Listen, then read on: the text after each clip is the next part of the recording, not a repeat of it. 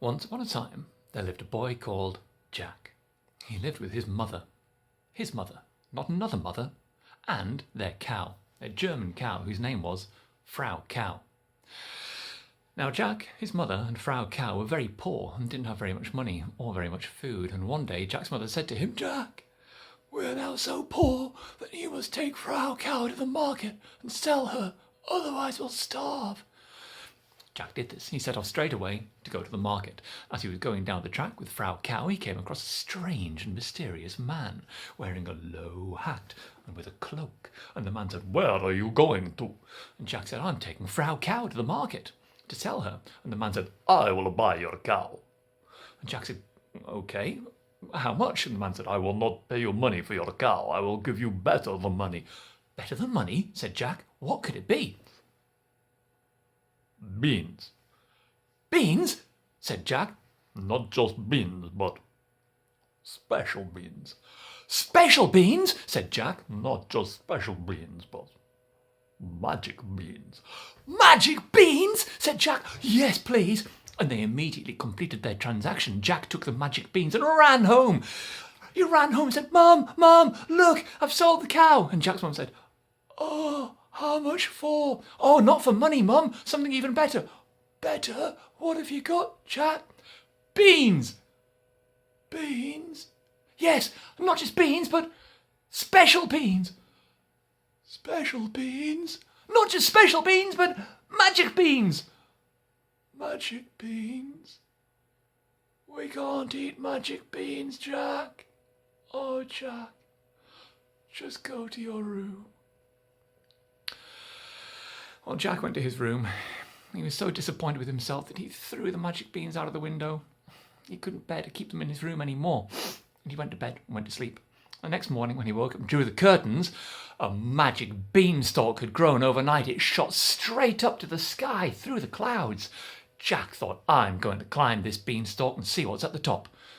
But before he went, he made sure that he got his sack. Just in case there were any magic beans on the way, he could pick them and put them in the sack. And he chose the sack with the straps. It goes like that. It was his backpack sack. So Jack took his backpack sack and climbed up the beanstalk. As he was going, he would pick the beans on the way. And he climbed up and up and up and up and up and up and up until he came through the clouds into a cloudy, magical land where he could see a giant castle. "Giant castle?" thought Jack, and he walked straight up to it and crept in through the door. He was looking around thinking, what could there be in this giant castle? There was a table, a giant table. He climbed up the table leg. Whew. Whew. Lots of climbing. And he got to the top. He was looking around, and there was a giant cup, and there was a giant plate, and there was a giant chopping board. Boom. Boom. Boom. Jack could hear some footsteps, and they were big footsteps. He quickly hid behind the cup on the table leg, and the door swung open, and in came the giant. He was giant-sized, and he said, "Fee, fi, fo, fum. I smell the blood of an Englishman. Be he alive or be he dead, I'll grind his bones to make my bread." Now Jack was very pleased. He was hiding behind the cup on the table, and the giant couldn't see him but could only smell him, because he didn't want to be dead and fed in some bread. That would be dreadful. So he stayed exactly where he was. The giant looked around a bit and sniffed some giant-sized sniffs and sat down in his giant chair and opened his giant cabinet, and he got out 3 things. The first thing he got out and put on the table was a chicken. It was a female chicken, a hen, and it was meditating. It was saying, "Om, wak, wak, wak, wak, om, wak, wak, wak, wak, wak, om." It was a Zen hen. The giant got out the next thing, and that was a harp. It was a magical harp that could play itself. Bring.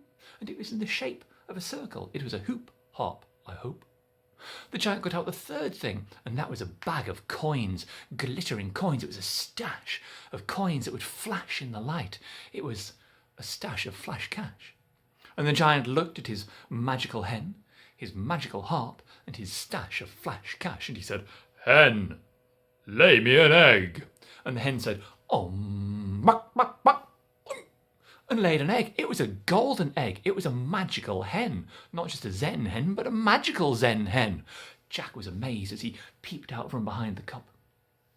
And the giant said, Harp, play me a tune. and the harp started to play all on its own. Ba ba ba ba ba ba ba ba. And the giant said, That's a very good tune. and the harp said ba ba ba ba ba ba ba ba. And the giant said, Jack watched from behind his cup. The giant's eyes drooped. His giant-sized head fell down onto the table, and the giant was asleep. Jack quickly whipped off his black backpack sack, crept over to the hen, and the magical zen hen said, "Buck, buck, buck, buck, buck," and the giant said, Jack quickly took the hen and stuffed the magical zen hen into his black backpack sack. He moved over to the magical hoop harp, and the hoop harp said, "Bring," and the giant said, Jack quickly and quietly stuffed the magical hoop harp along with the zen hen in his black backpack sack, and he crept over to the stash of flashing cash, and as he was picking it up, it went clink, clink, clink. Each time he put a coin into his backpack sack, clink, clink, clink, and he dropped it. Jack dropped the stash of flash cash, and it fell with a bash and a crash, and the giant said, Fee, fi, fo, fum. Well, what could Jack do? He quickly stuffed everything. He stuffed the zen hen, the hoop harp, and the flash cash in his backpack sack, and he ran. He ran like he'd never run before. He leapt off the table onto the floor, and he ran for the door. Now the giant was behind him, running after him, swooping and swiping and trying to grab him and grip him and grind him so he'd be fed and dead in some dreadful bread. Jack ran as fast as he could. He was running all the way to the beanstalk. He got to the top of the beanstalk and he shouted down, "Mum, Mum, quickly, get the axe out of the shed!" And he started climbing down, but the giant was behind him. Boom, boom, boom, boom, running along. Jack was climbing down the beanstalk, and the giant started climbing. "Mum!" yelled Jack. "Mum, quick, get the axe out of the shed!" Jack's mother came out of the house, and she said, "What? The axe? Okay." She went into the shed, and she came back out. "I've got the axe, Jack." "No, Mum, that's the saw. Get the axe." Jack was climbing down, and the giant was climbing down too. Jack's mother went back into the shed and came back out and said, "I've got the axe, Jack."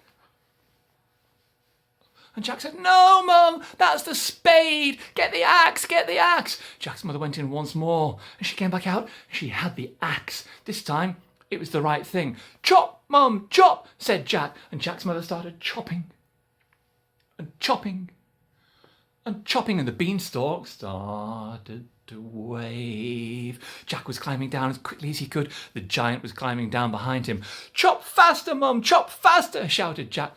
And Jack's mother did. She chopped and she chopped, and the beanstalk started to wave like this. Whoa, well, Jack was still trying to climb down as quickly as he could. He got near the bottom and he jumped. He jumped right off and he landed safely in the garden. Now the giant was climbing along behind Jack, nearly at the bottom as well, but Jack's mother gave one final mighty chop and the whole beanstalk fell. This way, that way, and this way, that way, until it fell.